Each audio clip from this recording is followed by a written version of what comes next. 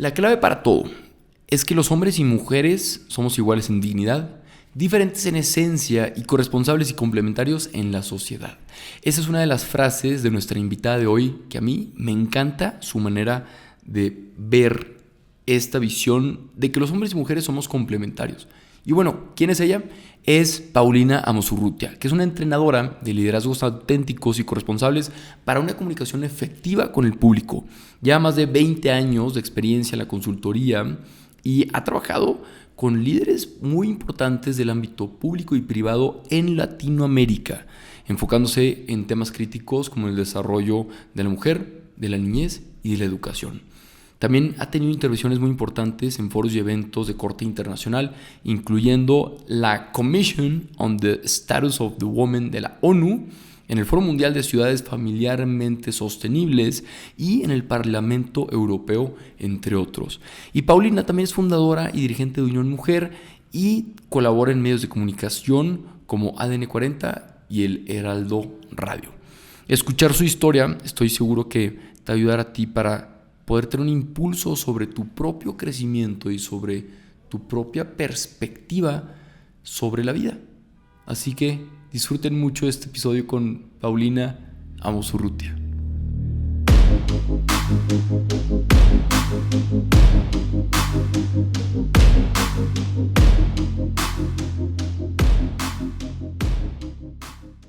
Y bienvenidos, mi gente bonita, ¿cómo están? ¿Cómo se siente el día de hoy? El día de hoy tenemos a una súper invitada.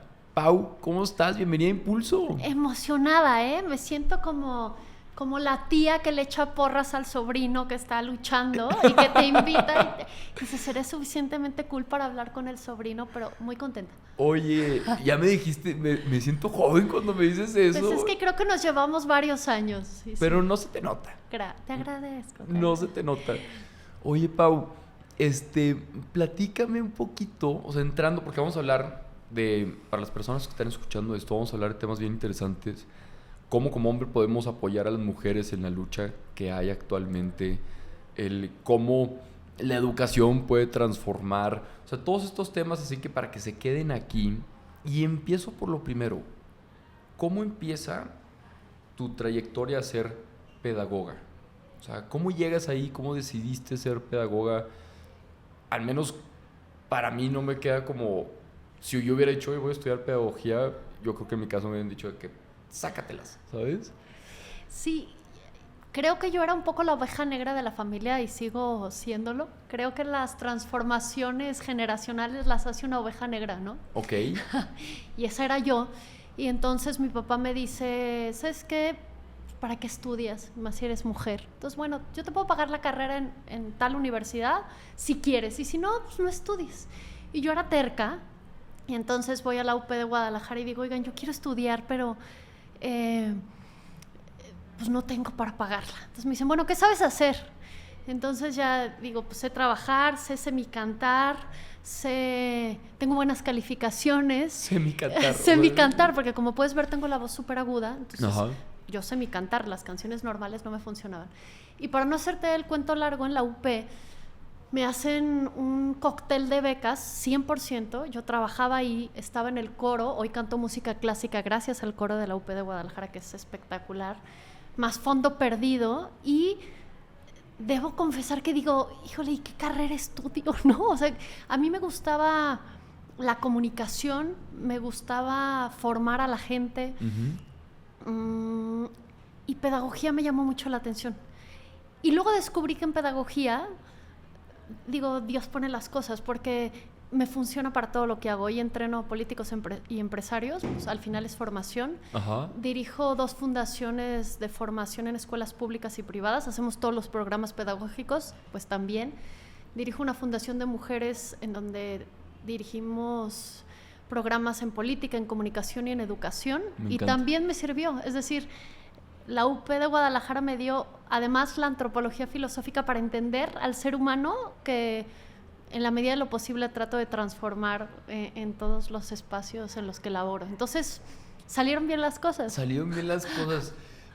¿Cómo te decidiste por esa carrera? O sea, nada más como que tenías Fíjate que esas ganas sí, de la formar. pedagogía no se entiende bien porque pensamos que es ser maestra y la realidad es que no.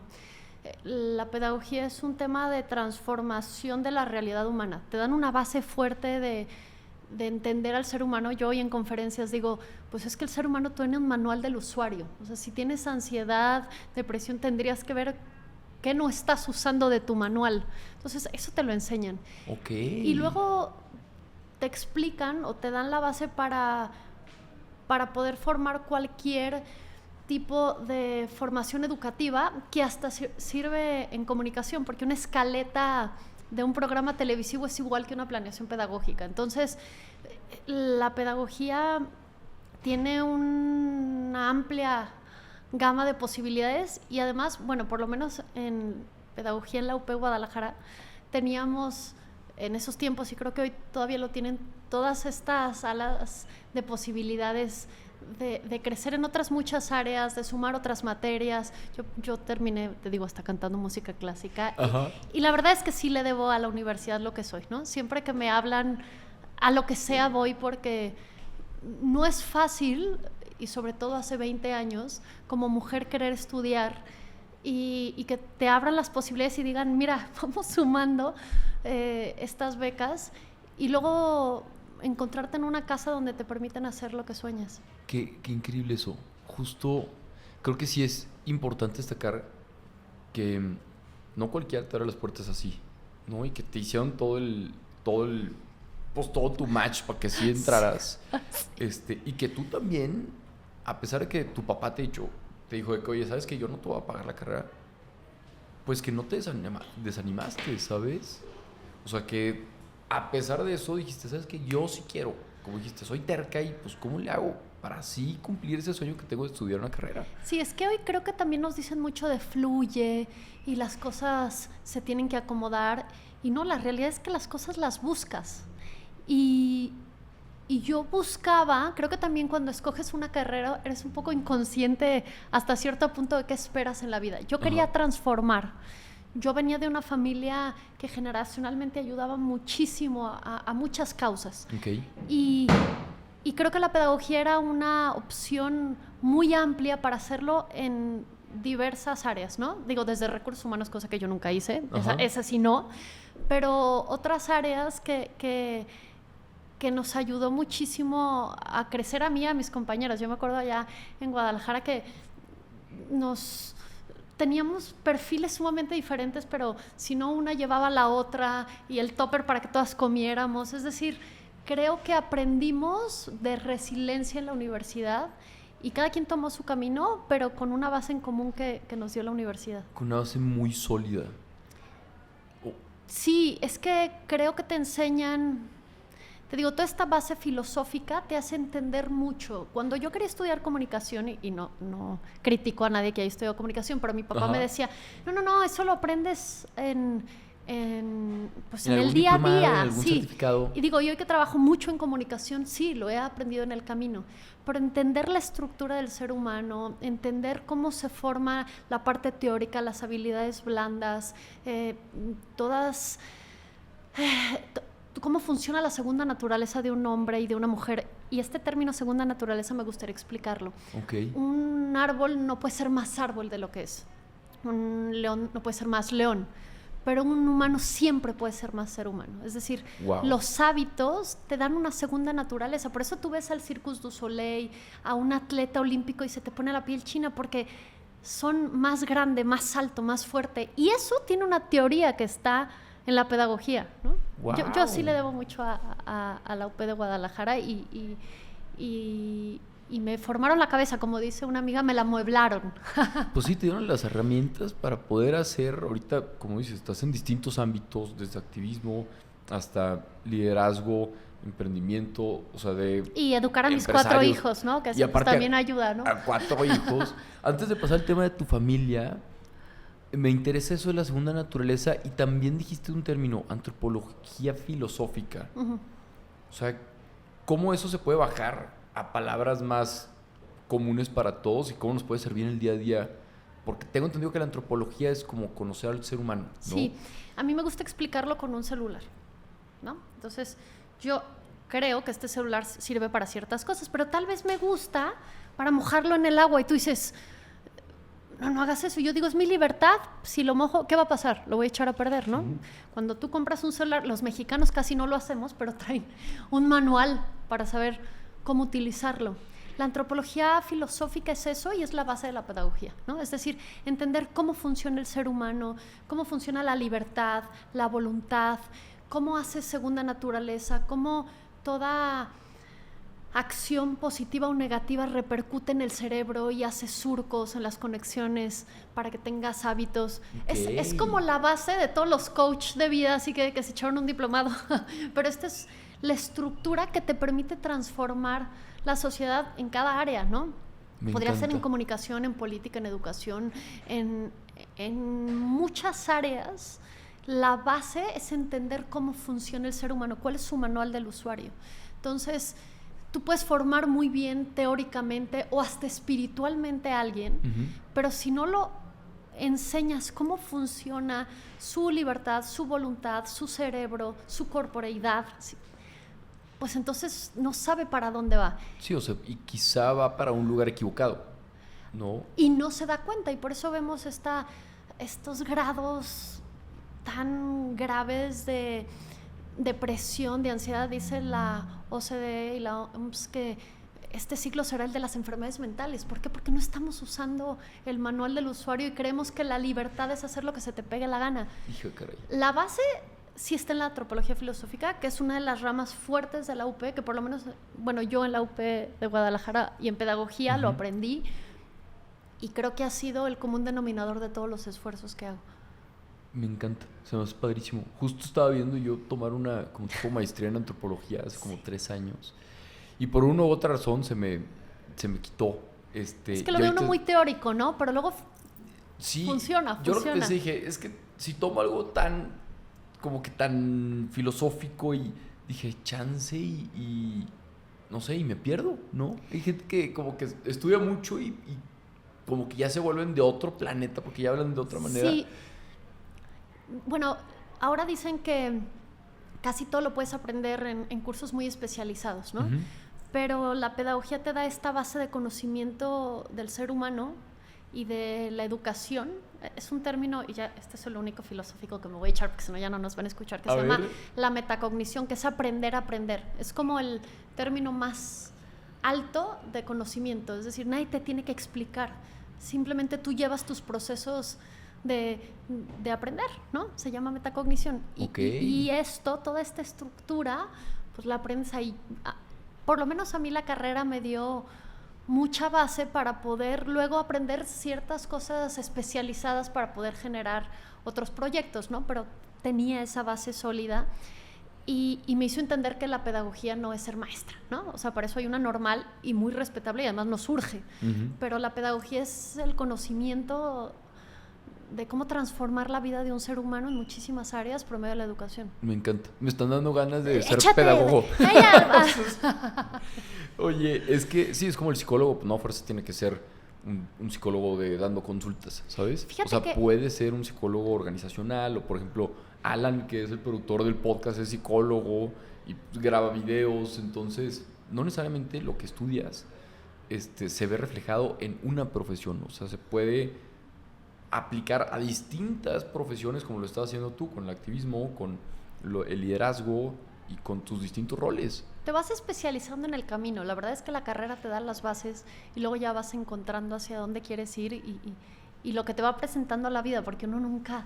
Bueno, a mí me fue pasando que eran como diferentes piezas y hoy veo por qué aprendí tantas cosas y cómo funcionaron, ¿no? Okay. Yo trabajaba en un canal de banda, debo confesar, esto no lo había dicho. ¿Canal de banda? Mientras que estudiaba pedagogía. Entonces, en pedagogía me decían, neta, estás trabajando ahí, pero me querían y te digo que me tenían toda becada, entonces respetaban mi chamba, porque además yo, después de trabajar en la UP, también hacía de todo, ¿no? Ajá. Y en el canal me decían, bueno, ¿y pedagogía? Pero la forma y el fondo dieron una mezcla maravillosa que hoy me ayuda a entender otras muchas cosas. Creo que todo, de los dolores, de las caídas, es decir, de todo uno aprende mientras que te permitas observar lo que está a tu alrededor, ¿no? Me encanta. ¿Cómo Más bien, ¿qué consejo le darías a alguien que no sabe qué carrera elegir? Yo diría que si estás pensando en ser exitoso, te estás equivocando. Es decir, es un tema de vocación, de pasión, de qué te mueve en el mundo. O por lo menos a mí y a mis 4 hijos les digo, si no vas a dejar este lugar mejor de como lo encontraste, y lo que sea, ¿no? La carrera que sea, pero creo que tienes que tener esta idea de cómo transformar la sociedad desde lo que eres bueno y luego buscar una carrera que te permita ampliar esas posibilidades. Okay. Para mí, la pedagogía fue una manera de entender mejor al ser humano, de poder darle fondo a todos mis proyectos y de estructurar específicamente proyectos educativos que los podía meter en casi cualquier lado, ¿no? Claro, no, totalmente. ¿Y cómo eliges a qué te quieres dedicar? Porque me imagino, estabas en muchas cosas y yo creo que hay muchas personas, incluyéndome, que tienes como que, y tú, no nada más una pasión, como que tienes varias. Dices, oye, es que me puedo ir por este lado, por este lado, por este otro lado. Entonces, tú graduándote, ¿cómo tomas la decisión? Yo graduándome ya llevaba 5 años de trabajar, ¿no? El primer punto es no le tengas miedo al trabajo.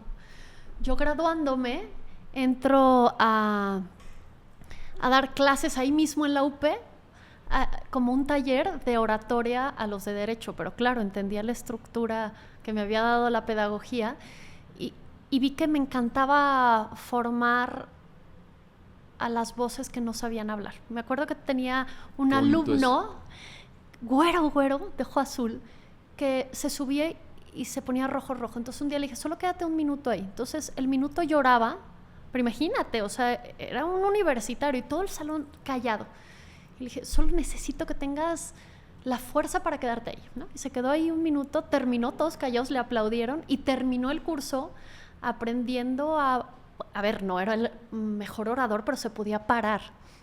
Y descubrí que a nuestro mundo le hacían falta liderazgos y que yo sabía darle voz a esos liderazgos porque uno no puede solo, es otro punto. Entonces, ahí decidí que quería entrenar a la gente para que supiera hablar en alguna de las cosas que hago. Es decir, ¿cómo encuentras tu pasión? Trabajando. Y de repente te vas a encontrar con estas luces, como yo viendo a este chavo que dije, amo hacerlo, ¿no? Y ya cuando amas hacer algo, pues por ahí le das. Totalmente. Sí, o sea, muchas veces estamos esperando a que pase un momento para poder decir, esto es. Y no, como tú dices, la vida no nada más es de fluir, es de tú buscar que sucedan cosas y tú exponerte a situaciones para ver, oye, me gustó este trabajo, no, trabajé en este lado, sí me gustó. Y tú te vas en ese camino autodescubriendo. Sí, por supuesto. Y además entendiendo que no es un tema de salir de la carrera y que quieras el título gerencial con un sueldo. O sea, eso no pasa, ¿no? Aunque Perdón, sí. No, es que los jóvenes piensan eso, que yo salen. Yo pensaba eso, ¿sabes? Y que, oye, es que, ¿cuánta gente voy a dirigir? ¿Cómo? ¿No? O sea, ¿cómo vas a enseñar a la gente a barrer si nunca has barrido? Total. O sea, primero ponte. Entonces, se aprende en el camino, en la humildad de ir avanzando poco a poco y de perderle el miedo al trabajo. Creo que hemos perdido poquito lo resiliente. Es decir, si ya no me gustó, si no me gustó cómo habló el jefe, si me estoy partiendo el hocico y ya estoy cansado. Y digo, yo me acuerdo que salía de mi casa a las 5:30 de la mañana y llegaba a las 10 de la noche, 4 años. Ajá. O sea, estás en la edad de hacerlo, no le tengas miedo. No te está negreando, es el momento de aprender. Sí, o sea, estás ahí para formarte, ¿no? Que ahorita lo del tema del liderazgo, ese fue como, tú graduándote dices, quiero entrenar a más voces. O cuál fue tu camino, porque luego sé que estuviste en Seamos Héroes, sí. Pero como que ahí me perdí en la línea del tiempo. Sí, es que mucho tiempo di clases. Okay. Mis hijos eran chiquitos y me dediqué a dar clases en universidad, en preparatoria. Seguía un poco en televisión, pero lo hacía mucho menos. Y ya que crecieron un poco los niños, me invita mi hermano era amigo de Eduardo Verástegui, y le dice, me dice mi hermano, que Eduardo quiere hacer una fundación de jóvenes. Y yo le digo, ¿a qué hora? No, tú ve. Bueno, voy. Y cuando fui, Le dije, oye, ¿sabes qué? Mira, yo tengo a mis hijos, entonces te puedo dar, digo, algo que hoy pujamos las mujeres de, o sea, yo trabajo por proyecto, pero no esperes que esté de 9 a 12 y de 4 a 8. Tengo estos conocimientos, llevo 15 años haciendo esto y armamos juntos la fundación Deseamos Héroes, que hoy sigue viva, que es nuestra asociación más antigua. Y ya dejé las clases y es lo que te decía de la pedagogía, pues desde estar dando clases a generar proyectos donde capacitábamos 5,000 maestros y de ahí pues capacitabas capacitadores, entonces el programa llegaba a 500,000 alumnos. Wow. Y era el mismo proceso en realidad. Ok, entonces entras a la fundación porque te invita Eduardo. Ajá. ¿Y qué aprendiste estando en la fundación como fundadora, tal cual? Pues a equivocarme, ¿no? Porque yo nunca había hecho una fundación, entonces traes un aprendizaje de formación, etcétera, pero hacer una fundación es sumamente difícil porque tienes que etiquetar proyectos para que la gente confíe. O sea, tú no puedes llegar y decir, oye, ¿quieres donarle a mi fundación? Pues eso no funciona. Es decir, oye, tengo este proyecto en donde por cada 10 pesos vamos a formar un profesor. Y entonces hacer programas, aprender a trabajar con la iniciativa pública, es decir, hacer programas de valores para escuelas públicas está bien cañón, ¿no? Porque tienes que bajar esta antropología filosófica que, bendito sea Dios, aprendí en la UP Guadalajara. Ajá. A un programa laico donde les hables lo que decíamos del manual del usuario. Y me pasó, yo entrenaba en un plantel de CONALEP a maestros de todos los planteles de Ciudad de México, Iztacalco, Milpalta, Tlalnepantla, todos los que se te ocurran. Ajá. Y yo llegaba con mis ideas de súper elevadas y un día una maestra que después de ir muchas veces me agarraron confianza porque antes era de esta güerita que viene. Pero bueno, después de ir 8 veces ya sabían que estabas para ellos. Me dijo, ¿sabes qué? Es que tú me estás hablando de temas que ellos no van a entender porque no tienen el suelo parejo.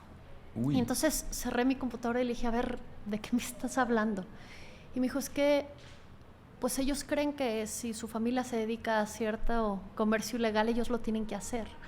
Y ya después de escucharlos, aprendí que teníamos que hablarles a los chavos y que hoy también los chavos que nos escuchan probablemente no lo tienen claro, es de la libertad, de tu voluntad, de la inteligencia, es decir, de entender que eres más libre entre más hábitos positivos haces, porque cuando tienes hábitos negativos te encierran, es decir, que no te puedas levantar a hacer ejercicio no es que seas libre, es que no tienes la voluntad suficientemente fuerte para hacerlo. Esa es la verdad. Estás siendo esclavo de tus malos hábitos. Sí, exacto. Entonces, cuando tú haces una segunda naturaleza que es hábitos fuertes, pues cada vez vas, lo que decíamos, más alto, más rápido, más fuerte. Y cuando les enseñas a los chavos que pueden hacer eso, cambia su vida. Hay un estudio que dice que para que los chavos salgan de drogadicción, de alcoholismo, o por lo menos que no los hace caer, Ajá. Sí es la familia, sí es la educación, pero mucho es un plan de vida, es decir, ir pensando más hacia futuro, y tener hábitos que te permitan ir llegando, y los hábitos pues se hacen repetidamente. Entonces hicimos programas que hoy tenemos en todas las fundaciones para enseñar a los chavos esto, ¿no? Que este manual de usuario, que pueden ser dueños de sus vidas, que cualquier decisión que tomes no es cierto que es lo mismo, que se hacen surcos cerebrales con las decisiones que tomas y te es más fácil. Es Ajá. como pasar por la maleza, pues tienes que ir quitando, pero cuando ya hay caminitos muy fácil, entonces la primera vez te va a ser difícil, pero luego te va a ser más fácil, para bien o para mal. Total. Y por ejemplo, algo que les hemos enseñado y que ha funcionado mucho es si tienes un surco ya hecho negativo, no machaques ese surco para cambiarlo, busca uno en positivo. Porque si sigues pensando en eso, sigues entrando ese surco. ¿Me doy a entender? A ver, por ejemplo, ¿cuál sería un ejemplo? Por ejemplo, te encanta comer pan, vamos a decir, ¿no? Entonces, en vez de estar pensando, no, como pan, y lo reduzco, y pan, y otra vez pan, okay. Lo que tienes que hacer es decir, ¿por qué lo podría cambiar que me guste? Y entonces estar pensando en eso. O tu hábito nocturno es ver televisión en algo que pues no te suma. Entonces, en vez de estar pensando, bueno, lo reduzco o ya no voy a ver la televisión, buscas un hábito positivo que te permita ir cambiando eso. Entonces, Ok. La idea del hábito positivo es estar pensando en positivo. Hay un libro maravilloso en política que se llama Don't Think Like an Elephant. No pienses en un elefante. No pienses en un elefante. Entonces, si yo te digo, no pienses en un elefante, ¿en qué estás pensando? Pues claro, en el elefante. Exacto. Entonces, tienes que hacer marcos positivos. Deja de lado los hábitos malos que tienes y empieza a hacer hábitos como los japoneses. 1 minuto. En vez de estar pensando en, otra vez volví a ver tele, sí, pero leí 1 minuto. Y así, porque 1 minuto o 1 hora hacen el surco cerebral que te permiten irte por ese camino. Me encanta lo del surco cerebral porque construyes, o sea, das cuenta, en tu cerebro tienes una maleza, ¿no? Uh-huh.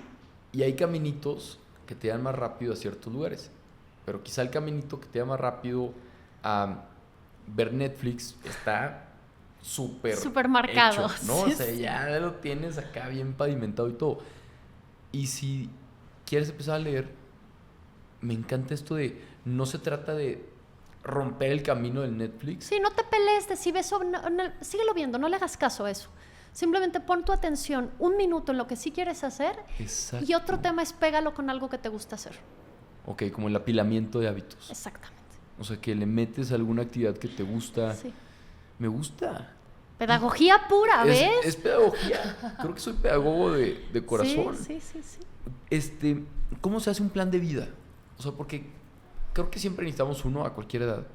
Y creo que hay muchas personas que escuchan esto que quizás están diciendo, bueno, no porque vayan a caer en las drogas, o chance sí, quién sabe, pero que tienen ganas de tener un plan de vida a sus 20 años, a sus 25, a sus 30 años. Así que si tienes algún marco que nos pueda ayudar como... Sí. ¿Cómo puedo planear mi vida? Estaría increíble. Mira, en Unión Mujer siempre nos peleamos de que no es un tema de empoderamiento, sino de plenitud. Ok. Cuando tengo que dar conferencias a políticos y que son por el INE y dicen, pero tienes que decir la palabra empoderamiento, digo, ay, me choca, porque es una palabra que está tan arraigada que hasta el INE lo pide en conferencias políticas. Órale. Pero para mí la plenitud, y vas a decir, ¿por qué estás hablando de eso? Voy a llegar al punto de plan de vida. Ajá. Sí, ahorita te pregunto del empoderamiento. El empoderamiento es de fuera hacia adentro, la plenitud es de dentro hacia afuera. Y en Unión Mujer hablamos que la plenitud se da en el equilibrio de las áreas laboral, personal, social, familiar y trascendente. Okay. Equilibrio es como cuando tú ves un malabarista que el equilibrio no es continuo, o sea, se tiene que estar moviendo, a veces tienes que estar para un lado, o sea, hasta el mejor equilibrista ves que hace este movimiento, entonces Ajá. es dinámico y es continuo. Y depende del tiempo de tu vida. Si estás haciendo la tesis, pues vas más hacia lo profesional. Claro. Si estás pariendo, pues los 40 días te aviso que no vas a ver otra cosa más que al chamaco. Es decir, son temas. Entonces, estos 5 temas los voy a repetir para que los escriban. Si no, regresen. Me encanta, porque aquí la gente sí escribe. Sí, toma por eso notas se los y todo. estoy pasando. Es personal, Okay. laboral, familiar, social y trascendente. Es decir, tienes que equilibrar esas 5 áreas. Porque luego las mujeres se nos va por ir a hacer carrera y se nos olvida la familia, ¿no? O lo espiritual, decimos, pues sí, cuando me acuerde. Híjole, no. Entonces, de estas 5 áreas, tienes que pensar cómo te imaginas en 3, 5 y 10 años. Ok. ¿No? Y ya que, pero le tienes que echar lápiz. O sea, es como una planeación empresarial, o sea, es con tiempo. Entonces, Claro, es que, como dice el libro de Salvador Alba, tu vida es tu mejor negocio. absolutamente. Si te sí. pones a planear para tu negocio y tus finanzas y tus viajes, ¿por qué no le metes la misma dedicación a Claro. tu vida? Entonces, de cada uno, 3, 5 y 10 años, ¿qué quieres hacer? ¿No? Vamos a pensar, por ejemplo, yo en lo personal. Quiero escribir un libro, quiero fortalecer Unión Mujer, quiero tener programas en escuelas por lo menos en 10 estados. Eso es a 10 años. Bueno, Ok. luego de 10, ¿cómo lo reduces a 5? Y luego, ¿cómo en el 1? Bueno, quiero escribir un libro, pues primero tengo que empezar a escribir artículos especializados. Porque yo soy mala para escribir, porque ando siempre escribo uno para el 8 de marzo, pero bueno, ese es el colmo, ¿no? Que uno al año. Ajá. Entonces, ya que te vas regresando, pones metas al mes relacionadas al del año y las revisas cada mes. ¿Cómo vas? Sí, ¿no? cada Mi papá uno- tiene una frase muy fina que es orden no revisada, se la lleva a la... ¿no? Se le da la chingada. o sea, no sabía si podía decir malas Sí, dilas, maravilloso. Entonces, el tema es consistencia. Entonces, de los 5 temas, pues te pones metas. ¿Y sabes cuál es sobre todo súper importante? Ponlas en tu agenda. Porque si no, o sea, tiene que aparecerte, ¿no? O sea, decir, Pues, si el trascendente es ir a visitar 2 veces por semana al patrón a su casa, pues ponlo martes y jueves. Y si ya es miércoles y no te has ido a asomar, pues aunque sea pasas, te bajas y dices, "Shh", ¿no? Claro. Pero si no está agendado, no existe. Y te ayuda a ir midiendo. Entonces, por lo menos cada mes mides. Y es que tiene que ser así de reiterativo. A mí, me acuerdo de chiquita que me ponían horarios, ¿no? De 6 a 6:30. Y a mí me parecían como que me ahogaban. Pero el tenerlo así en esquemático, en agenda, viendo hacia dónde vas, revisando si vas en el camino o no, porque luego uno se traga sus 12 uvas el 31 y termina diciendo estupideces como bajar de peso, ser feliz, ir a la playa. No es cierto. Las personas exitosas, o por lo menos plenas, bueno, más bien plenas, se disciplinan en hacer estas segundas naturalezas que te permitan que se vuelvan parte de ti. Es decir, voy a dar otro ejemplo. Ajá. Cuando tú manejas, te enseñan a manejar, no sé si te enseñaron, a mí me enseñaron primera, segunda. Ajá. Y me acuerdo en Guadalajara, en la glorieta de la Minerva, bueno, o sea, me iba muriendo. O sea, ¿cómo fregados puedo meter el acelerador y voltear? O sea, son demasiados movimientos. Hoy puedo ir manejando, dándole un zape al niño de atrás, abriendo un chocolate. ¿Por qué? Porque esto es una segunda naturaleza. No, lo hago automáticamente. En realidad, los hábitos que hago conscientes son solo más o menos el 10% del día. El otro es segunda naturaleza. Entonces, si tú lo vas agendando, se va haciendo parte de ti. Okay. Te vas convirtiendo en la persona que quieres ser. Pero tienes que ser sumamente disciplinada, ¿no? Y para las personas que no son disciplinadas, que dicen, es que yo no puedo, oye, es que el plan de vida en las 5 ejes que me dice Pau, y que si tengo que visualizarme en 10 años, 5 años, en un año, como que es demasiada información, yo no puedo ser disciplinada. ¿Qué les dirías? Pues es recomenzar 1 y 1000 veces. O sea, los hábitos, a mí me choca esto que dicen, si lo haces no sé cuántos días, 18, 21, no me acuerdo. Dicen 21 bueno, y 66. No es cierto. Perdón. O sea, y si me brinco uno, ya estoy haciendo el surco. Recomenzar 1 y 1000 veces. O sea, me voy a ir muy mocha, pero la santidad no es nunca equivocarte, es recomenzar 1 y 1000 veces, volver a empezar. Y así se hace el surco. Y así lo tienes que hacer. Y ¿sabes qué? También tener mucha caridad contigo. Que somos súper ojeis con nosotros. O sea, no lo hiciste y te aplastas. Entonces, se recomienza y vuelves a empezar. Por ejemplo, lo mío no es el deporte. Y recomienzo 1 y 1 millón de veces, pero probablemente de las recomenzadas, pues si lo hice 10 veces en el mes. Oye, que esperaría que fuera todos los días. Bueno, pues es mi punto flojo. O sea, tampoco eres tan bueno en todo. Claro. Pero vuelves a empezar y vuelves a empezar. Creo que así se hacen los hábitos y sobre todo con amor. Es decir, te tiene que apasionar lo que sueñas. O sea, si lo ves tan rigorista como, o sea, si no te emociona, si no te imaginas en 10 años haciendo eso o estás transformando algo, o sea, si no te pone chinito, no te va a funcionar. Si alguien más lo decidió por ti, tampoco. Uy, eso es fuerte. Ya sé, por eso lo dije.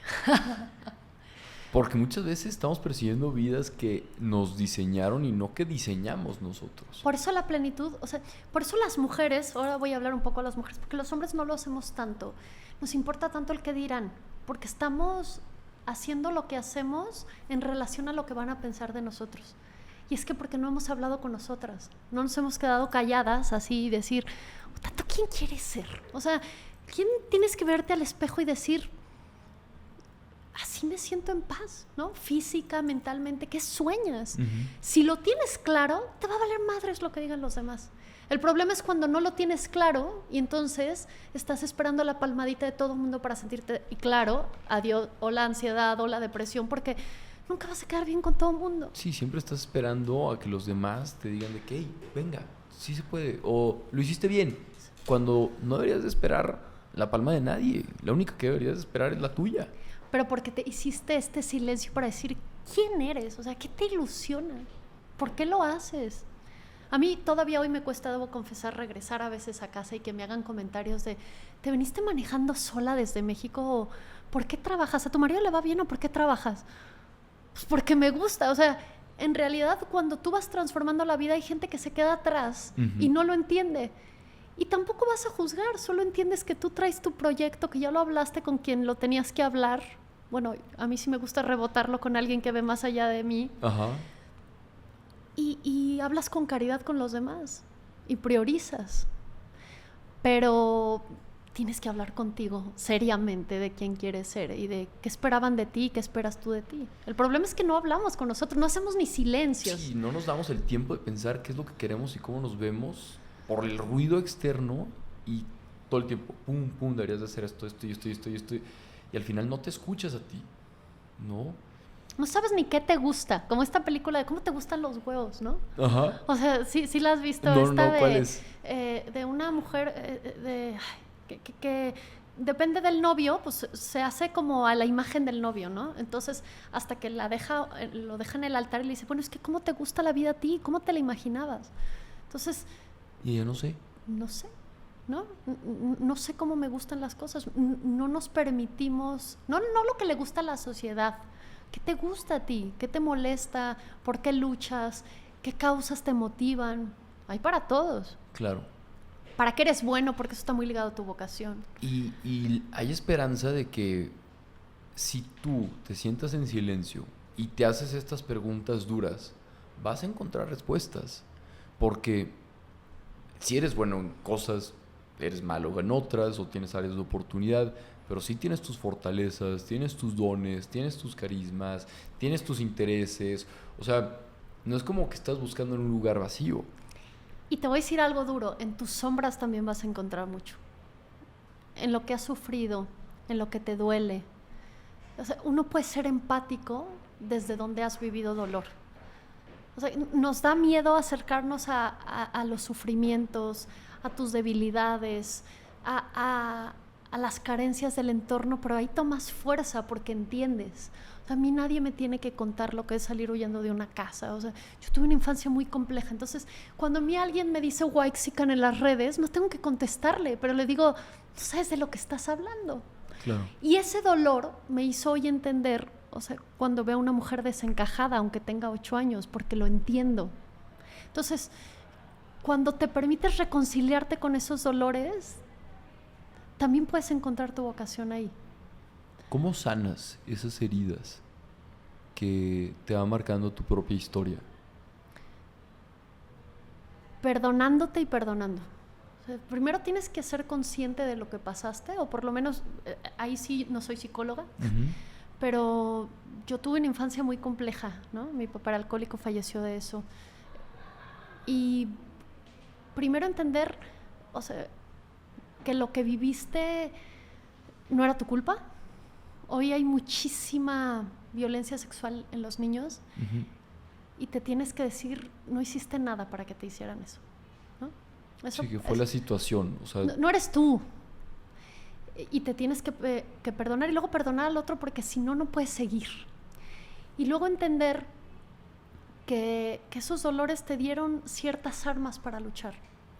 Ser más fuerte, ser resiliente, entender otras cosas. Y de ahí, con tus luces y tus sombras, decir qué voy a hacer. Ser víctima siempre te pone en un papel de poca acción. Es decir, ninguna víctima puede salir adelante. Pero si eres sobreviviente, sí. Entonces, pues tienes que jugar todas estas y decir por dónde voy. Por lo menos mis luchas personales, pues sí están muy ancladas a ver una infancia plenas, seguras, ver mujeres libres. Y cuando hablo de libertad, no hablo de, porque siempre dicen liberación sexual, eso es lo de menos. Libres de estudiar, de pensar, de ser, de hacer de su vida en conciencia lo que sueñan, de tener un compañero que las acompañe en el camino, de tener independencia económica para poder encontrar un compañero de vida y no quien las mantenga. Cuando observas a tu alrededor, ves que tus luces y tus sombras te dan alicientes, pero insisto, hay que hacer silencio y escribir, y no estamos acostumbrados. Sí, tenemos que hacer el trabajo duro. Y sí. Muchas veces vamos por la vida sin hacer el trabajo duro. Sí. Dijiste algo sobre, o sea, sobre el empoderamiento que no te gusta, y luego el tema del feminismo, que escribes un artículo todos los 8 de marzo, y estamos platicando antes que a ti te gusta llamarlo como un feminismo integral. Yo como hombre, y aparte pues aprovechando aquí, hablando con la experta, ¿qué podemos hacer nosotros hombres para poder ayudar a las mujeres en esta lucha que se tiene? No me gusta la palabra empoderamiento. He estado estudiando todo el tema de cómo se ve el feminismo en otras partes del mundo. Hicimos en Unión Mujer un estudio comparado de universidades, School of Economics, Yale, Complutense y Osaka, y vimos que en Osaka hablaban, y luego fui a Tokio a conocer más a profundidad este tema. Ellos no hablan de empoderamiento, sino de sociedades de paz. Y entonces, quien desequilibra esa paz debe ser, no quiero decir castigado, pero puede tener un castigo o una consecuencia. Y generalmente esto se da por desequilibrios de poder. Es decir, el más poderoso afecta al más vulnerable. Ellos dicen, lo llaman factores de vulnerabilidad. Si eres mujer, si eres niño, si eres migrante, si eres de otra raza, si tienes otra condición social, LGTB, etcétera. Estos factores de vulnerabilidad que el poderoso afecta del vulnerado. Entonces, si tú tienes además un factor de vulnerabilidad, es todavía más grave que lo hagas. Entonces, a mí esta palabra de empoderamiento no me encanta porque es como tener poder hacia otro. Me gusta más la palabra plenitud, es decir, trabajas de dentro hacia afuera y es una sociedad equilibrada. Allá priorizan muchísimo que haya paz. Hasta no puedes hablar en el metro. Digo, ellos exageran un poco, nosotros somos mexicanos, ¿no? Pero no comen ahí porque están cuidando la paz de la comunidad. Entonces, la violencia contra la mujer no la vamos a quitar solo hablando de violencia contra la mujer. Necesitamos entender que es una violencia exacerbada, que los poderosos, malentendidos, van contra el vulnerable. Entonces, por eso estas mujeres que no facturan, digo que ahora ya más facturan que otra cosa, dices, híjole, que no nos estamos convirtiendo un poco en lo que criticamos, o que no tendría que ser un trabajo de dentro hacia afuera, o vamos a ser más cabronas para ver quién jode más. O sea, qué fuerte pensar eso. O sea, me encanta eso, que tiene sustento de por qué no te gusta el empoderamiento. Porque sí, el que se empodera está tiene comprobado, poder contra otro o hacia otro. Tiene poder contra otro y pues si tienes poder, posiblemente el poder desequilibra, ¿no? Y por eso a mí me gusta la palabra servicio, ¿no? Que además la uso y luego no gusta mucho, pero me vale madres, ¿no? Pero el poder tiene que estar muy ligado al servicio. Y hoy a las mujeres nos dijeron que no teníamos que servir. Ni a nuestros hijos, ni a los demás, y salte, y estas labores no remuneradas.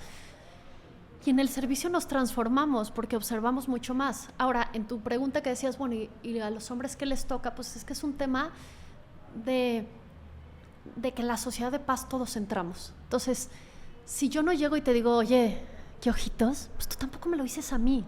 Claro. ¿No? O sea, y ahí entran, no me gusta usar el término tampoco de micromachismos, pero existen. O sea, en este momento en el que me tratas por el género en vez de ser un humano con dignidad. O sea, la base de un feminismo centrado es la dignidad de cualquier ser humano. Entonces, totalmente, trátame como ser humano. O sea, ni me torteas, ni me sabroseas, ni me tratas menos, pero tampoco más. Y entonces, una relación bien entendida tendría que tener este equilibrio de dos personas autónomas, económica y domésticamente, que se acompañan. Yo tengo 4 hijos, no 5. O sea, mi marido es absolutamente autónomo domésticamente y cocina mejor que yo y hacemos equipo y no me ayuda porque los 4 son de él. Entonces, ¿qué tiene que hacer un hombre para entender el feminismo bien entendido, creo yo? Es ser autónomo, o sea, no es chistosito que tu mujer te haga todo y que no sepas ni dónde está un pinche calcetín. O sea, no es gracioso. O sea, eres un ser humano equilibrado y ella espera lo mismo. Claro. Y tratarla así. Si un hombre puede estar en la calle y sentirse seguro de que no lo van a violar, pues una mujer tampoco tendría que sentir eso. Y si un hombre debe de estar en un puesto, pues por sus habilidades, pues una mujer también. Es decir, ¿qué esperaríamos de un hombre? Que nos trate con la misma dignidad y que las mujeres se porten con esa dignidad. Y sé que me van a caer piedras, pero tú no puedes llegar a conseguir algo y poner en la mesa de la negociación el tema sexual y luego no querer que te traten así. Voy a explicarlo. Está fuerte, pero pues... Yo les digo a mis hijas, ¿no? Que llegan y, papá, no me muevas la cadera para conseguir algo. Llega, saluda, a ver, ve cómo está, y luego negocia con él. Pero entonces las mujeres a veces, cuando nos conviene, llegamos así para conseguir algo y luego diste unas señales y no quieres, o sea, lo estás poniendo en la mesa de negociación. ¡Wow! ¡Qué fuerte! Sé que pero mucha gente no estará de acuerdo, pero creo que si quieres tener una mayoría de edad en todos los ámbitos, pues te tienes que portar como mayor de edad. Me encantó lo que dijiste. Hasta la gente de allá le encantó lo que dije. ¿Sabes? Tenemos aquí, los vecinos les gusta mucho poner música. Me encantó lo que dijiste, que oye, a ver, ¿cómo como hombres podemos ayudar? Oye, siendo autónomos, no esperando que nos hagan las cosas. De que, a ver, investiga tú dónde están las cosas. O sea, sea alguien independiente y sea alguien capaz, ¿no? O sea, no te esperes, como dijiste, tengo 4 hijos, no 5. Y creo que muchas veces un hombre no trabajado, pues busca una pareja que sea como su mamá, ¿no? Y todo se puede arreglar, es decir, en un noviazgo, los que tienen novio, deja de discutir cosas sin sentido. Habla qué quieres tú y él, es decir, está bien que una mujer trabaje o que no trabaje, pero lo tiene que negociar con la persona con la que se va a casar. Okay. Porque hay diferentes matrimonios, y hay familias en las que, o parejas en las que la mujer mete más lana o no, pero eso se tiene que hablar, es decir, como dos seres humanos autónomos, porque ahora pasa también que hay veces que hay mujeres que se quedan en casa, que es totalmente válido, pero entonces el hombre mete cierta presión de, bueno, te voy a dar, pero agradéceme. Oye, no, eso es una negociación previa. Claro. O si la mujer trabaja, pues entonces mi marido tiene una frase que me encanta que dice, es una misma bolsa con 2 agujeros, ¿no? Los dos metemos, los dos sacamos, vemos que como equipo. Entonces, ¿qué esperamos de un hombre y qué deberíamos estar esperando de una mujer? Que sean mayores de edad, que sean autónomos, que sean integrales, que hagan equipo, que se entienda que eres feliz porque has escogido una vocación que quieres compartir con el otro. Dejen de usar estas frases de eres mi felicidad, sin ti no sería nadie. No, por ahí no va. ¿Te estás desvalidando tú sola? No, y además, pues eso es lo que repito, son 2 proyectos de vida que se acompañan, que negocian, que se sirven mutuamente para que el otro esté mejor, ¿no? Me encanta esto. ¿Cómo organizas tu tiempo siendo mamá de 4 hijos, activista, escritora? O sea, con todas las actividades que tienes que hacer y con todos los proyectos que no sé qué vienen, pero estoy seguro que vienen muchos porque se ve que eres una mujer inquieta que está viendo qué más, cómo puede servir más. ¿Cómo le haces? Oye, se va a oír chistoso, pero sí en la carrera de pedagogía me enseñaron mucho de estructura mental y de orden, ¿no? Ok. Creo que uno tiene que generar estas segundas naturalezas para que la vida sea más rápida.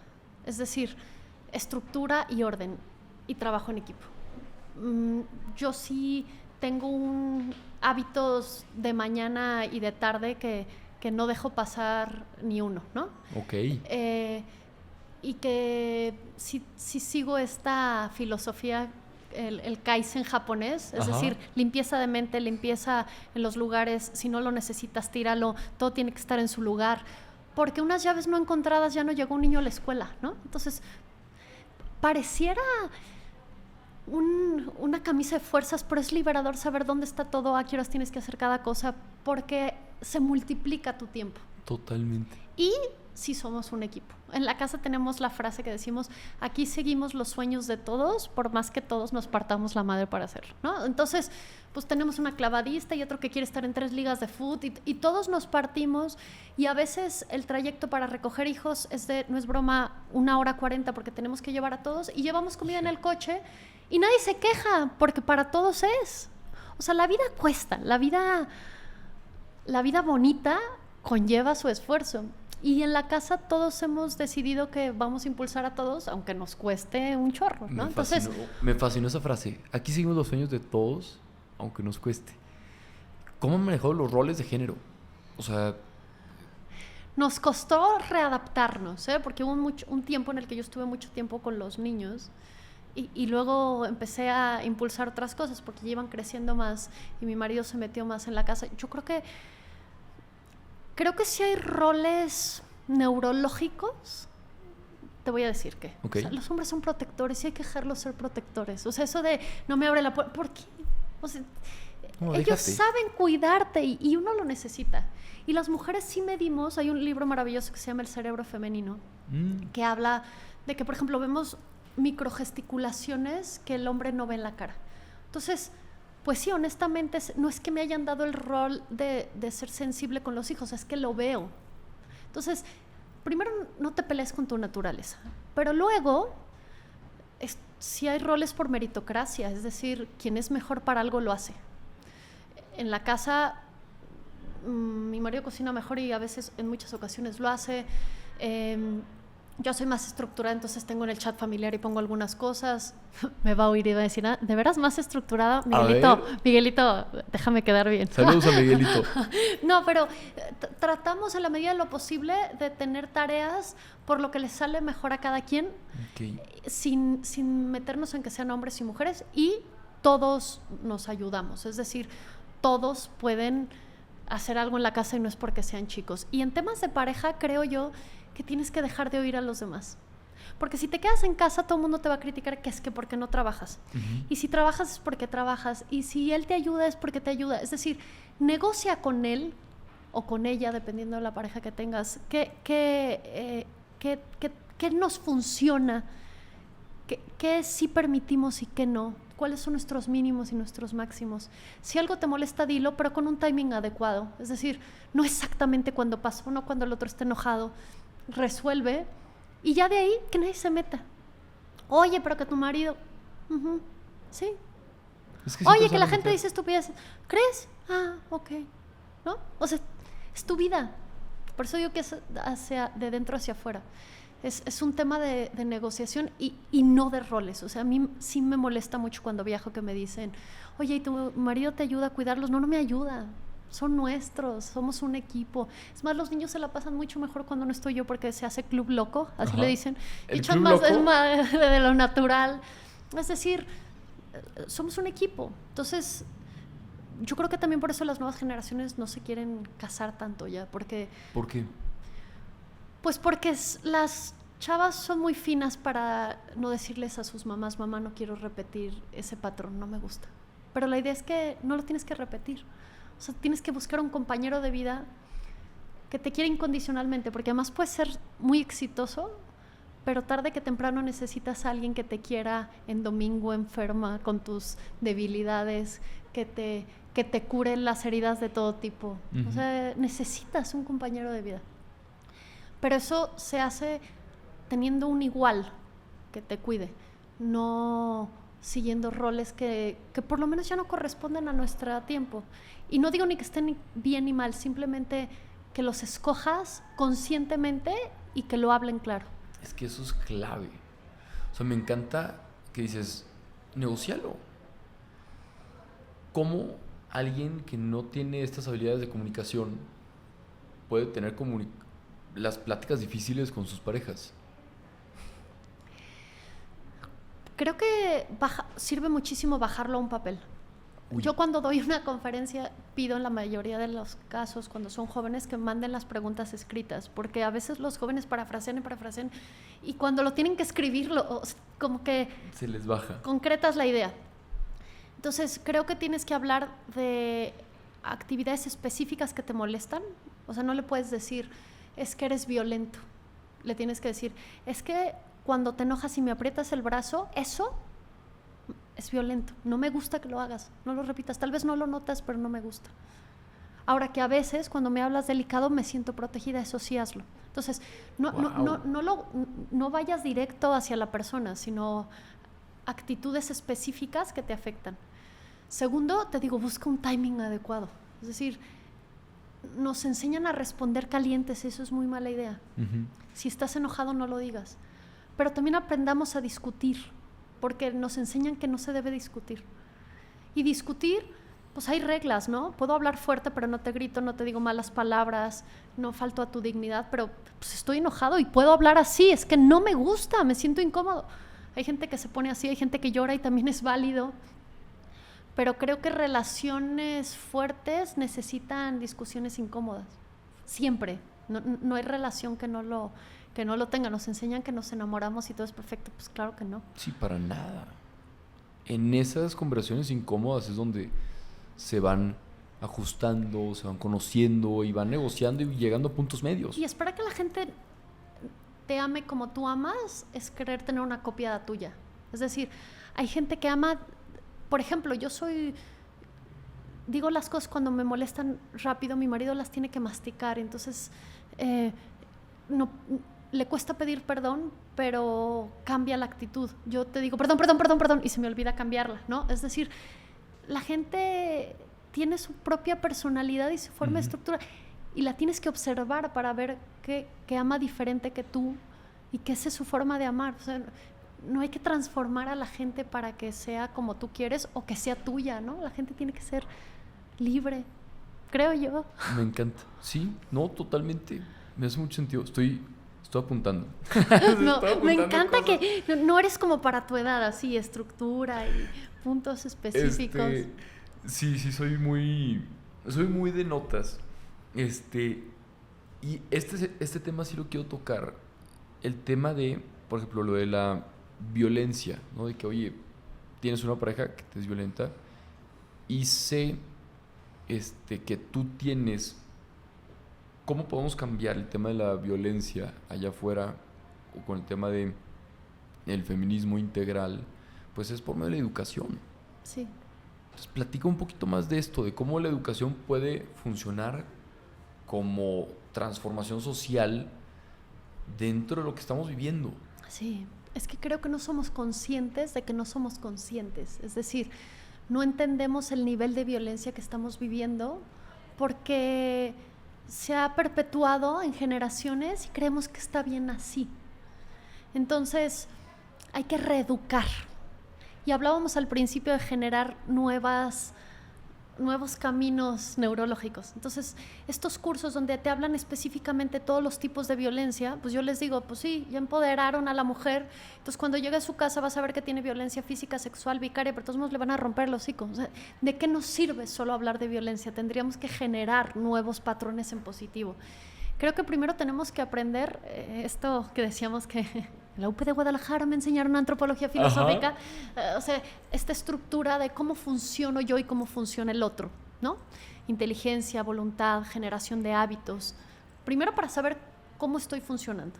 Okay. Luego especificar qué tipos de violencia para poderlo entender, para poderlo hacer consciente. O así lo manejamos en nuestros programas. Luego de ahí nos vamos a entender cómo sí tendría que ser una relación positiva, cómo tiene que haber comunicación. Hablamos de inteligencia socioemocional y de educación en positivo. Cuando hablamos de educación en positivo, cuando tú golpeas a un niño y luego le dices, si no pasa nada, le estás enseñando que el dolor siempre viene ligado con el amor, ¿no? Entonces, wow. O sea, hay que ver cómo hay límites que no puedes pasar, aunque sean niños. Y hablamos de cómo generar relaciones de paz, roles de género corresponsables y complementarios. Uh-huh. Y luego hablamos de vocación y de plan de vida, es decir, cómo hacer ya que entiendes cómo funcionas, qué has vivido mal, cómo lo podrías corregir, cómo vas con el plan, cómo puedes tener relaciones positivas, luego buscas un plan de vida. Es decir, los seres humanos somos seres sociales, pero tenemos una vocación única.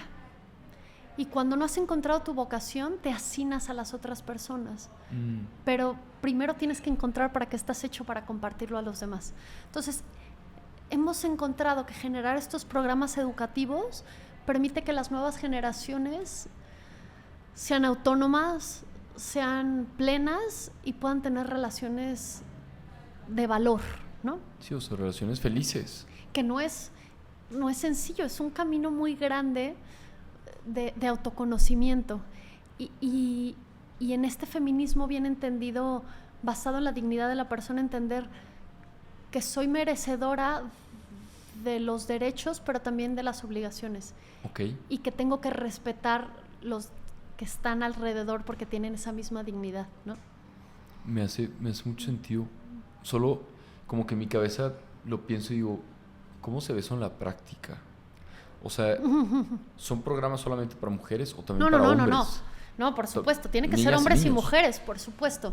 Y si tú dices, bueno, sí, yo no voy a estar en la escuela donde vas a dar el programa que tengo que hacer, o sea, échate una leidita de estos temas de cómo hacer hábitos, de este manual del usuario, es decir, cómo entender cómo funciona tu voluntad, cómo entre más cosas haces, te es más fácil o más difícil. Después, sí lee un poco de violencia. Mi marido tuvo que hacer una demanda que nos ayuda además, y que tuvo que buscar el violentómetro, y me dice, oye, estas cosas no veía que sí eran violencia. Y luego de broma, en el chat familiar, alguien le decía algo y mandaba la foto del violentómetro y decía, esto está en el punto 4 del violentómetro. Pero no es broma, busca el violentómetro porque no somos conscientes de estas cosas que repetimos.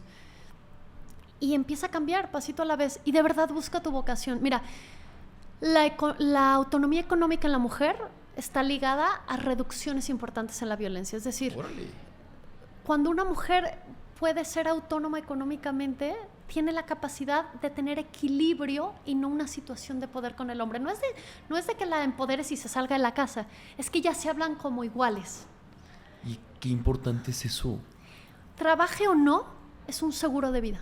O sea, una mujer tiene que salir de su casa sabiendo ser autónoma económicamente, y un hombre tiene que salir de su casa sabiendo ser autónomo domésticamente. Digo ambas cosas, pero lo digo porque culturalmente traemos esos.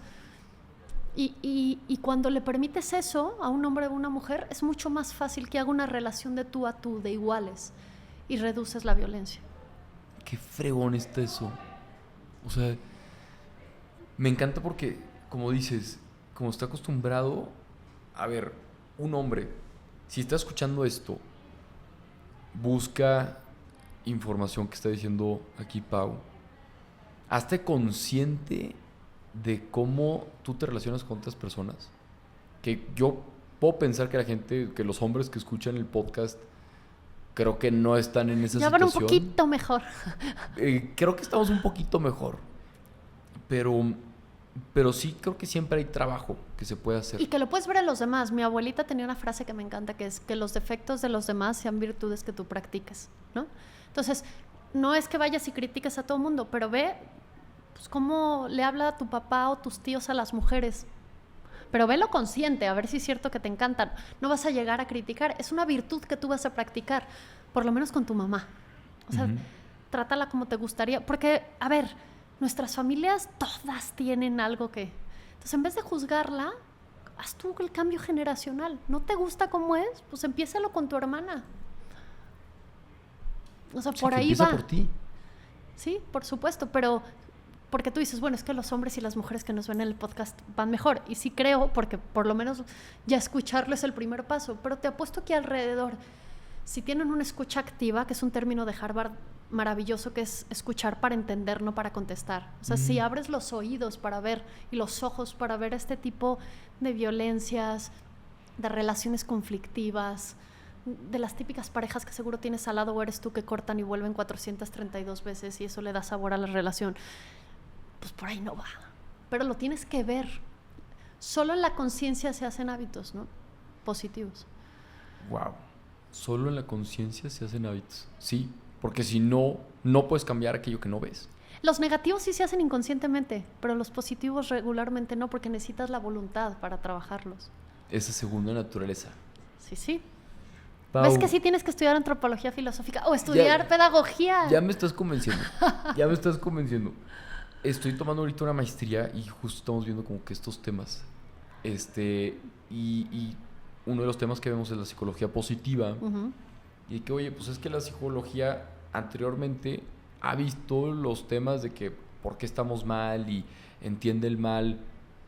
Y esta corriente de psicología es, oye, ¿y por qué no estudiar todo lo que nos hace bien? En positivo, así como tú dices, de que, oye, ¿de qué nos sirve enfocarnos tanto en el problema? Mejor veamos las soluciones. Y mejor construyamos en positivo. Es que hasta en campañas políticas, digo, cuando yo entro en un político, se hace un arquetipo del político, o sea, del candidato. ¿Cómo lo querríamos ver? ¿No? cómo lo quiere ver la gente. Se hacen encuestas y dicen, pues quieren a alguien que haga esto y esto. Y entonces con base en eso se hace una batería de mensajes para que hable con base en lo que la gente quiere. Órale. O sea, así se hace una campaña. Pues haz eso. O sea, deja de pensar en tus defectos y ve cuál es tu arquetipo. O sea, ¿cómo te imaginas? Yo me imagino corriendo unas carreras de 5 kilómetros más, no porque no es mi prioridad el deporte. ¿Quién sabe? Sí, pero 2 horas tengo... O sea, hay gente que le importa más. El mío es para estar saludable, ¿no? Y una mamá presente, no todo el tiempo porque tengo otras cosas, pero que esté no de cuerpo presente con el celular, porque hay muchas mamás que a veces estamos así, ¿no? Estás pero no estás. Ajá. O sea, que los vea a los ojos. Entonces, ya que veo cómo es el arquetipo de mujer que quiero ser, pues ¿qué haría ese tipo de mujer? Pues ver por lo menos media hora a sus hijos. No lo logro siempre, pero me acuerdo. Entonces, por ahí va. O sea, ¿cómo llego a todas estas cosas? Pues, sueña la mujer o el hombre que quiere ser y ponle actividades y revísalas. Hija, me encanta. Excelente manera de casi cerrar porque todavía va la última parte que son las preguntas, ¿va? Que de hecho va muy ligado con esto. Son como 5 o 6 preguntas, ¿va? La primera es, ¿qué hábito no convencional tienes que te ha ayudado a sentirte exitosa? ¡Ay! ¡Qué preguntas tan fuertes! Creo que suelo exprimir cada segundo del día. O sea, suelo meter muchas cosas en mi agenda, pero de manera consciente para que me permita hacer muchas cosas. Es decir, dice mi mamá, no hay que nadar de muertito en esta vida, por favor, muérete cansada, ¿no? Entonces, sí creo en los equilibrios, etcétera, pero por ejemplo, digo, tengo 20 minutos, bueno, entonces voy a aprender una serie que me gusta, acuéstate, métete a la cobija, ponte calcetines para que descanses y disfruta de la serie. Y disfruta, en el aquí, en el ahora, no me sale siempre, pero trato de no tener tiempos muertos. Y eso creo que ha multiplicado. O sea, el otro día alguien me escribía de, a ver, tú omnipresente, ¿ahora dónde estás? Porque estás en todos lados. Pero trato de ser muy consciente de todo lo que meto a la agenda y de exprimir cada minuto. Y de ofrecerle a Dios, porque la verdad es que me multiplica los tiempos, eso es verdad, y me arregla la agenda. Yo me encargo de sus cosas y él de las mías. Me encanta que dijiste antes de grabar, de que es que mis ángeles de la guarda me arreglan la agenda, de que si se me olvida esto y lo otro y tal, mis ángeles llegan y acomodan y sucede. La verdad es que sí. Mira, yo soy una católica practicante, profundamente religiosa. Vengo de una familia, mi tía era carmelita descalza y mi tío misionero del Espíritu Santo. O sea, wow. Pero tengo grandes amigos que no lo creen. Entonces, si tú crees en Dios o en el Dharma o como le quieras hacer, si tú ves las cosas de manera trascendente de eternidad, las cosas se van acomodando, como lo quieras ver. A mí, honestamente, con mis propias fuerzas no lo lograría y creo que Dios me ayudó un montón porque tengo un gran amigo que dice, y antes la frase no me gustaba, somos siervos inútiles haciendo la voluntad de Dios, pero cuando te pones de instrumento, las cosas se acomodan. Totalmente. Y cuando crees que tú puedes con todo, pues rómpete el hocico solo, ¿no? Sí, justo, o sea, es que el camino del crecimiento personal, y ahorita te digo por qué digo esto, porque crecimiento personal es tú lee, tú échale ganas, etcétera. Pero ya si buscas un crecimiento espiritual, o sea, en el crecimiento personal necesitas mentores humanos, pero en el crecimiento espiritual necesitas a Dios o en quien tú creas, que alguien que te jale, porque las fuerzas humanas, con fuerzas humanas normales no lo vas a poder lograr. Y con fuerzas divinas apoyándote del patrón, del de arriba, pues así es como grandes personas han hecho grandes cambios, porque no lo hicieron solos, lo hicieron con su ayuda. Y que además ves que tus esfuerzos tengan trascendencia de eternidad. Alguien alguna vez me dijo, un gran error o una gran virtud, velo a eternidad. O sea, valió la pena a eternidad y ahí lo puedes ponderar, porque cuando ves en terreno, se te cae algo y te desplomas.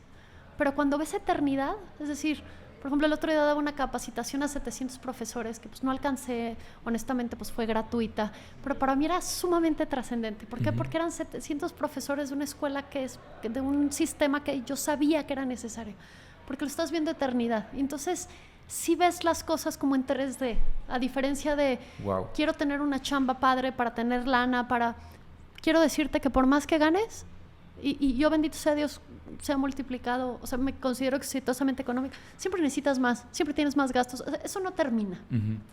Pero cuando lo ves eternidad, sí se ve diferente. Me encanta esa visión. Te voy a robar esa palabra, o sea, esa frase, trascendencia de eternidad. Y con un problema, o sea, lo mides eternidad. ¿Esto cómo va a afectar en la eternidad o en mi eternidad? Si realmente afecta, aguas, ¿no? Si realmente afecta, qué miedo. No, y muévele, todavía muévele. Tienes tiempo. Pero si no, ¿qué tanto? Me encanta. ¿Qué clave te ha ayudado para conseguir tus metas? Tener una visión que me apasione y que responda a una necesidad del mundo. Es decir, de ti tiene que salir algo que no salga tanto de la mente sino del corazón, o sea, que digas, esto me pone la piel chinita, y ver de lo que te apasiona qué necesita el mundo. Por ejemplo, para mí sí es una vocación el entender que hay un feminismo bien entendido que puede salvar a nuestras chavas para seguir con los valores de siempre, pero con los roles de hoy en día que nos están quedando viejos los que nosotros teníamos. O sea, sí me parece un barquito de estos que salva a los que se van cayendo. Y veo esa necesidad y cada vez la veo más. Y a mí me mueve. Okay. También por una historia de vida, ¿no? Entonces ahí se mezcla todo. Tu historia de vida para lo que eres bueno y lo que te apasiona y lo que necesita el mundo de ti. Me encanta. ¿Qué frase te repites constantemente que te da fuerza? Hazme un instrumento de tu paz. Es que la paz es todo, ¿eh? O sea, puedes ser exitoso, puedes salir en todos lados, todo el mundo te puede apoyar, pero si no tienes paz, no tienes nada. Y la paz la consigues cuando buscas la paz de los demás. Es esas cosas que no las... Es como la alegría o como el agua, si la detienes se te va. O sea, son esas cosas raras de la vida que si la buscas para los demás se te regresa. Si tú estás buscando tu paz y tú solo, ver tanto hacia adentro te quita perspectiva y sientes más ansiedad. Okay. Si estás buscando la paz de los demás, te la... brota. Sí, es ilógico, pero es real. Entonces, cuando me siento muy angustiada, rezo toda esa oración completa, pero con el hazme un instrumento de tu paz, pues, me da paz. Qué increíble. Que, si fueras... No, ya. ¿Qué consejo le darías a la Pau de 20 años? Te voy a contestar en dos. Okay. A la de 6, y creo que le va a servir a muchas. A ver. La peinaría, le haría una trenza, le compraría una nieve y le diría, ten paz. Es más, mi fiesta de 40 años la hice en Chuck E. Cheese porque yo nunca tuve una fiesta infantil. Uno de mis grandes amigos me regaló una sudadera de Rainbow Bright. Ajá. Y invité a todos mis amigos a que jugaran maquinitas conmigo y mis hijos, y hubo un pastel de Sanborns, que era el que me compraban de chiquita, todo empalagoso. Y eso se lo pagué a la de 8, ¿no? Entonces, creo que primero le tenemos que hablar cada cuando a nuestra niña y decirle, aquí estoy, ten seguridad, estás bien. Porque todos tuvimos algún momento doloroso. Y a la de 20, le diría, we did it. Vamos bien. Vamos bien. Pero creo que sería, escúchate más a ti. No le tengas miedo al trabajo duro. Y cuida de tus papás ahora que los tienes cerca. Como que de joven uno les hace mucho caso. Mi papá falleció cuando yo terminé la universidad y mi mamá vive lejos. Y acércate, ¿no? Es que es difícil y no lo vemos. O sea, yo que tengo papás grandes lo pude ver de muy chico, de que oye, si no estoy cerca, puede que mañana no estén. Pero ahorita que ya vas creciendo, ya te vas dando cuenta de que, hija, siempre eres hijo, siempre eres hija.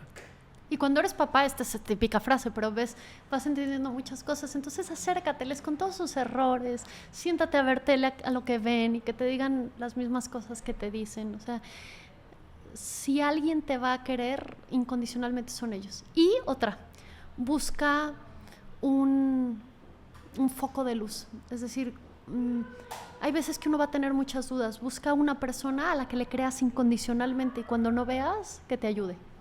Porque hay veces que estás nublado y necesitas a alguien que te cachetee, pero confía en él, es una persona. Ok. O sea, como un mentor, una mentora, alguien. Sí, pero el mentor te dirige regularmente, alguien que te conozca y te diga lo que a veces nadie se atreve a decirte. Ok. Si fueras a morir en un año, ¿qué cambiarías de tu vida hoy en día? Fíjate que tengo un ritmo de trabajo muy pesado y no lo cambiaría. Pero el tiempo que estoy con mis hijos estaría más presente. Porque sí espero que ellos crezcan entendiendo que tienen que dejar mejor esto y que esperen eso, ¿no? O sea, el otro día mi hijo decía, híjole, qué flojera morirse en una cama, ¿no? Yo quiero morirme como luchando por algo. Y ¡Qué fregón! sí, y yo sí quiero que ellos se queden con esa idea de mi mamá se murió en la lucha de lo que creía que tenía que empujar, pero siempre que ha estado con nosotros, porque me pasa, estás en el celular, o sea, digo, tengo que estar presente en tiempo y forma, y es muy difícil estar en el presente. El ego está en el pasado y en el futuro, y en el presente es donde estás. Hay que estar más estaría más en el aquí, en el ahora. Me cuesta mucho y creo que a todos nos cuesta. Uh-huh. Estar donde estás sin estar pensando en lo que sigue, en lo que sigue, en lo que no hiciste. Total. Y dejaría que durmieran más en mi cama los niños también. Bueno, ya tienen permiso. Mis sobrinos nuevos. Sí, exacto. No les digas porque hoy me cayó uno, pero luego cayó uno y luego cayó otro y ya es un caos. Oye, Pau, y ya la última pregunta es, para ti, ¿cómo sería vivir una gran vida?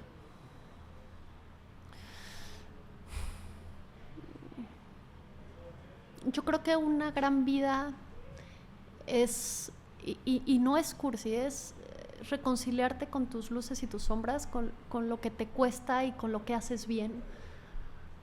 Echarte porras en lo que haces bien y ser empático y compasivo en lo que haces mal. Luchar por tener una vocación que te transforme y transforme la vida de los demás. Y tener relaciones de calidad que te hagan la vida más bonita. Uy. O sea, sí cuento con pocas pero maravillosas personas que darían la vida por mí y yo por ellas. Y es desde, oye, me prestas tanto, oye, se rompió tal cosa en mi alma. Y es así. O sea, deja de querer socializar con medio mundo y vive relaciones de calidad, esas incondicionales. Harvard dice que en eso está la felicidad, ¿no? Uh-huh. Yo creo que además bueno, yo soy muy guerrera, ¿no? Entonces en tener una vocación, pero a ver, vas a ser arquitecto, te haces el mejor, ¿no? O sea, transforma, sé un Barragán. Uh-huh. O si vas a ser una pedagoga, transforma la educación en el área que veas más vulnerable. Si vas a ser matemático, vuélanos la cabeza a todos, pero no seas mediocre. Esta vida se viene para dejar todo. Pau, muchas gracias. No, gracias a ti. Espero que se queden con algo y que las mujeres busquen su plenitud y los hombres, y que podamos hacer familias más fuertes, no perfectas, funcionales, y que entendamos que la vida es para trascender y para dejar el mundo mejor y poder estar allá más en paz. Y estoy seguro que sí estás dejando tu granito de arena allá afuera. Gracias, muchas gracias. Pau, pues bueno, muchas gracias por estar aquí en Impulso. Tomé muchas notas. Después les van a poder ver las notas. Las voy a subir ahí a la página cuando subamos la entrevista. Y bueno, si estás escuchando esto, si llegaste hasta el final y estás aquí en YouTube, pues suscríbete al canal, déjanos comentarios aquí abajo. Si estás en Spotify o escuchando, pues ponle 5 estrellas. Y coméntanos aquí abajo, ¿qué aprendiste tú de esta gran plática? Yo al menos me llevo el tema de hacer equipo. Porque al final del día los cambios que queremos ver allá afuera no van a suceder si solamente los hombres estamos jalando para un lado y las mujeres están jalando para el otro. Al contrario, tenemos que ver cómo sumamos, cómo nos complementamos para así poder llegar a ese mundo que tanto anhelamos. Eso es lo que yo me llevo, Pau. Me encanta. Muchas gracias. No, gracias a ti. Es esperanzador ver espacios así, jóvenes, frescos, que de manera cool, diría la cuarentona, permita que los chavos sigan buscando algo mucho más allá del sentir y el placer. Totalmente. Sí, habemos muchos Sí, que, tengo esperanzas. pues, que queremos cambiar el mundo, solo que creo que a veces hacen más ruido la gente que no suma. Sí, tienes razón. Y los que sumamos como que estamos cada quien en sus trincheras. Y este tipo de episodios y pláticas y contenidos como que nos van agrupando poco a poco. Sí. Pero para allá vamos. Pau, muchas gracias. Gracias a ti, gracias a todos los que nos escucharon, nos vieron y que nos escriban, que estén a favor o en contra, mientras que escuchemos coherente y razonadamente cualquier opinión es válida. Totalmente. Pues aquí abajo en los comentarios pueden debatir si quieren. Se pone bueno. Comentar. Y bueno, pues nos vemos en el siguiente episodio. Les mandamos un muy fuerte abrazo y un besito ahí cerquita de su corazón. Y nos vemos en el siguiente episodio. ¡Ánimo!